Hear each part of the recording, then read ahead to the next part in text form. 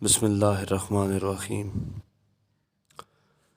آمد اسلام سے قبل عرب میں ہر طرف بت پرستی کا راج تھا۔ الغرض ہر قبیلے کا اپنا اپنا خدا تھا جس کی وہ تعظیم کرتے اور اس کے سامنے رسوم عبادات بجا لاتے۔ اس سلسلے میں گاہے گاہے کئی ایسے واقعات روح پذیر ہوتے جن سے اگر ایک طرف ان کے بتوں کی بے بسی کا پردہ چاک ہوتا تو دوسری طرف ان کے پرستاروں کی عقیدت کا بھانڈا بھی چوراہے میں پھوٹ جاتا۔ مالک اور ملکان کرانہ کے دو بیٹے تھے۔ جدہ کے ساحل پر ان کا ایک بت تھا جس کا نام سعد تھا۔ وہ ایک لمبی چٹان تھی۔ بنی ملکان کا ایک شخص اپنے اونٹوں کی ایک قطار لے کر وہاں آیا تاکہ اس سے برکت حاصل کرے۔ جب اس نے اپنے اونٹوں کو اس چٹان کے قریب کیا تو وہ چٹان ان جانوروں کے خون سے لت پت تھی جو اس کے لیے ذبح کیے گئے تھے۔ اونٹ یہ دیکھ کر بدک پڑے۔ اپنے اونٹوں کو یوں منتشر ہوتا دیکھ کر وہ غضبناک ہو گیا اور زمین سے پتھر اٹھایا اور سعد بت کو زور سے دے مارا اور کہا، لا بارک اللہ فیک لہا انفرت اہلی، اے جھوٹے خدا، تجھ کو اللہ تعالیٰ کبھی نہ برکت دے، تو نے میرے اونٹوں کو بھگا دیا۔ اسی طرح کا ایک واقعہ عمر بن جموح کے ساتھ پیش آیا۔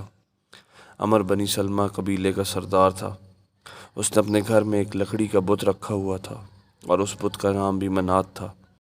جب بنی سلمہ کے کئی نوجوان اسلام لے آئے تو ان میں معاذ بن جبل اور عمر بن مذکور کا بیٹا معاذ اور کئی دوسرے نو مسلم تھے۔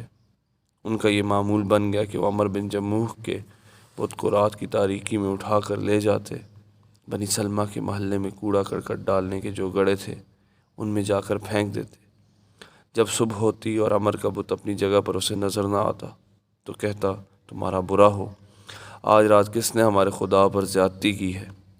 پھر وہ اس کی تلاش میں نکلتا، کسی گڑھے میں سر کے بل اوندا پڑا ہوا وہ اسے ملتا تو اسے اٹھا کر گھر لے آتا، اس کو دھوتا، صاف کرتا اور خوشبو سے اسے معطر کرتا اور پھر کہتا ہے، میرے خدا، اگر مجھے معلوم ہو جائے کہ تیرے ساتھ کس نے یہ بے ادبی کی ہے تو میں اس کو ذلیل اور رسوا کر دوں۔ کئی رات ایسے ہی ہوتا رہا۔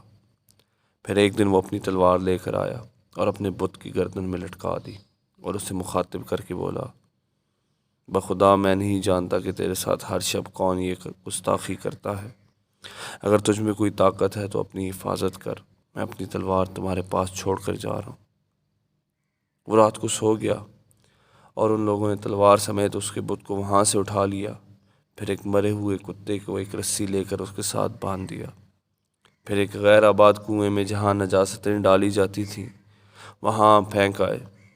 عمر صبح اٹھا، اپنے بت کے پاس گیا، وہ موجود نہ تھا۔ اس کی تلاش میں نکلا اور اس کو ایک غلیظ کنویں میں سر کے بل اوندا گرا ہوا اس حالت میں دیکھا کہ ایک مردہ کتا اس کے ساتھ بندھا ہوا ہے۔ جب اس نے اپنے بت کی یہ حالت دیکھی تو اس کی آنکھوں سے غفلت کے پردے اٹھ گئے۔ نوجوان مسلمانوں نے جب اس کو اس بے جان معبود کی بے بسی کی طرف متوجہ کیا تو اس نے کفر و شرک سے توبہ کی اور اسلام قبول کر لیا۔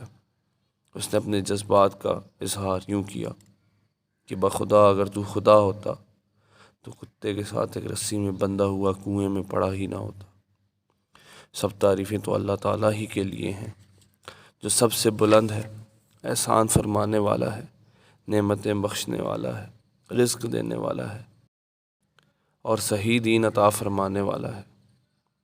وہی تو ہے جس نے مجھے اس سے پہلے کہ میں قبر کے اندھیروں میں رکھ دیا جاؤں مجھے کفر سے نجات دی اور اپنے نبی احمد کے ذریعے جو ہدایت یافتہ ہیں مجھے سیدھے رستے پہ چلا دیا۔